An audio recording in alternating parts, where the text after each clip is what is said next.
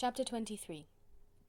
Elizabeth was sitting with her mother and sisters, reflecting on what she had heard, and doubting whether she was authorized to mention it, when Sir William Lucas himself appeared, sent by his daughter to announce her engagement to the family. With many compliments to them, and much self-gratulation on the prospect of a connection between the two houses, he unfolded the matter to an audience not merely wondering but incredulous, for Mrs. Bennet, with more perseverance than politeness, protested he must be entirely mistaken, and Lydia, always unguarded and often uncivil, boisterously exclaimed, "Good Lord, Sir William, how can you tell such a story? Do not you know that Mr. Collins wants to marry Lizzie?" Nothing less than the complaisance of a courtier could have borne without anger such treatment, but Sir William's good breeding carried him through it all, and though he begged leave to be positive as to the truth of his information, he listened to all their impertinence with the most forbearing courtesy. Elizabeth, feeling it incumbent on her to relieve him from so unpleasant a situation, now put herself forward to confirm his account, by mentioning her prior knowledge of it from Charlotte herself, and endeavoured to put a stop to the exclamations of her mother and sisters by the earnestness of her congratulations to Sir William, in which she was readily joined by Jane, and by making a variety of remarks on the happiness that might be expected from the match, the excellent character of Mr. Collins, and the convenient distance of Hunsford from London. Mrs. Bennet was in fact too much overpowered to say a great deal while Sir William remained, but no sooner had he left them than her feelings found a rapid vent. In the first place, she persisted in disbelieving the whole of the matter. Secondly, she was very sure that Mr. Collins had been taken in. Thirdly, she trusted that they would never be happy together, and fourthly, that the match might be broken off. Two inferences, however, were plainly deduced from the whole. One, that Elizabeth was the real cause of the mischief, and the other, that she herself had been barbarously misused by them all, and on these two points she principally dwelt during the rest of the day. Nothing could console and nothing could appease her, nor did that day wear out her resentment. A week elapsed before she could see Elizabeth without scolding her, a month passed before she could speak to Sir William or Lady Lucas without being rude, and many months were gone before she could at all forgive their daughter.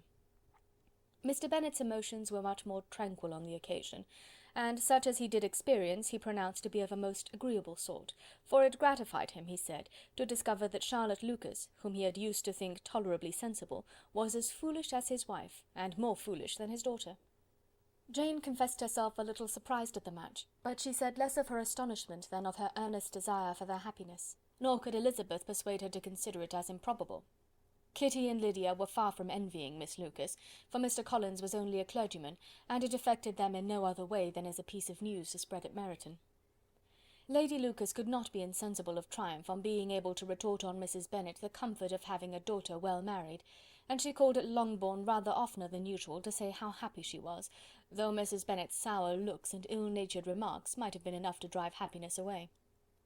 Between Elizabeth and Charlotte there was a restraint which kept them mutually silent on the subject, and Elizabeth felt persuaded that no real confidence could ever subsist between them again.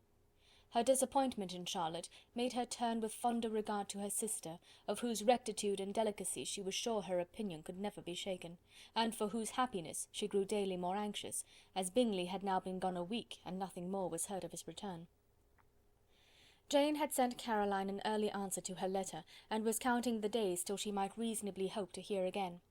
The promised letter of thanks from Mr. Collins arrived on Tuesday, addressed to their father, and written with all the solemnity of gratitude which a 12-month's abode in the family might have prompted.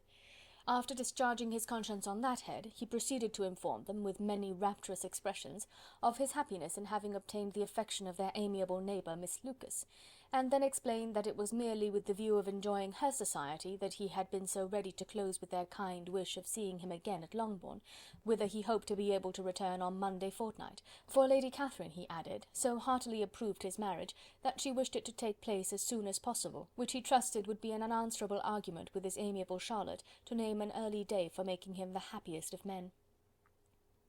Mr. Collins' return to Hertfordshire was no longer a matter of pleasure to Mrs. Bennet. On the contrary, she was as much disposed to complain of it as her husband. It was very strange that he should come to Longbourn instead of to Lucas Lodge. It was also very inconvenient and exceedingly troublesome. She hated having visitors in the house while her health was so indifferent, and lovers were of all people the most disagreeable. Such were the gentle murmurs of Mrs. Bennet, and they gave way only to the greater distress of Mr. Bingley's continued absence. Neither Jane nor Elizabeth were comfortable on this subject. Day after day passed away without bringing any other tidings of him than the report which shortly prevailed in Meryton of his coming no more to Netherfield the whole winter, a report which highly incensed Mrs. Bennet, and which she never failed to contradict as a most scandalous falsehood. Even Elizabeth began to fear, not that Bingley was indifferent, but that his sisters would be successful in keeping him away. Unwilling as she was to admit an idea so destructive of Jane's happiness, and so dishonourable to the stability of her lover, she could not prevent its frequent occurring.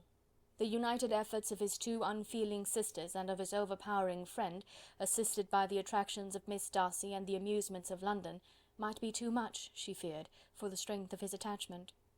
As for Jane, her anxiety under this suspense was, of course, more painful than Elizabeth's. But whatever she felt, she was desirous of concealing, and between herself and Elizabeth, therefore, the subject was never alluded to.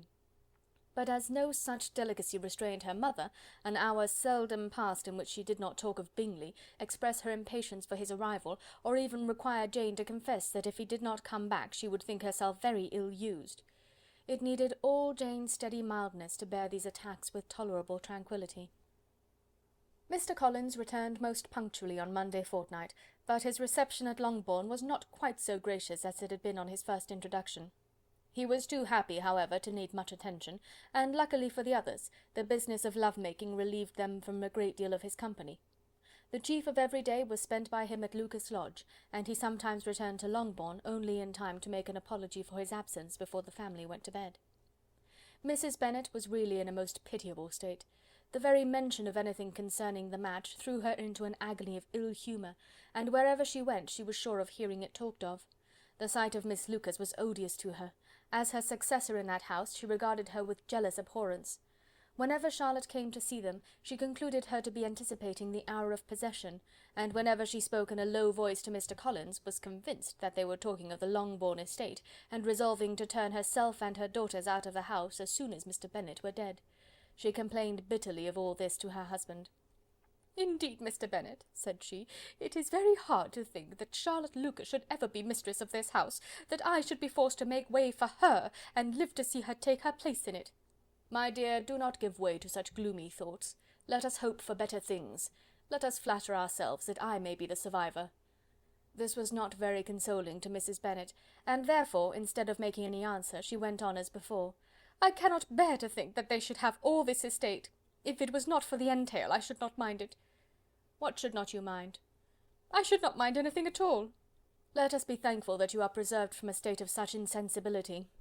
"I never can be thankful, Mr. Bennet, for anything about the entail. How anyone could have the conscience to entail away an estate from one's own daughters, I cannot understand, and all for the sake of Mr. Collins, too. Why should he have it more than anybody else?" "I leave it to yourself to determine," said Mr. Bennet. End of chapter 23.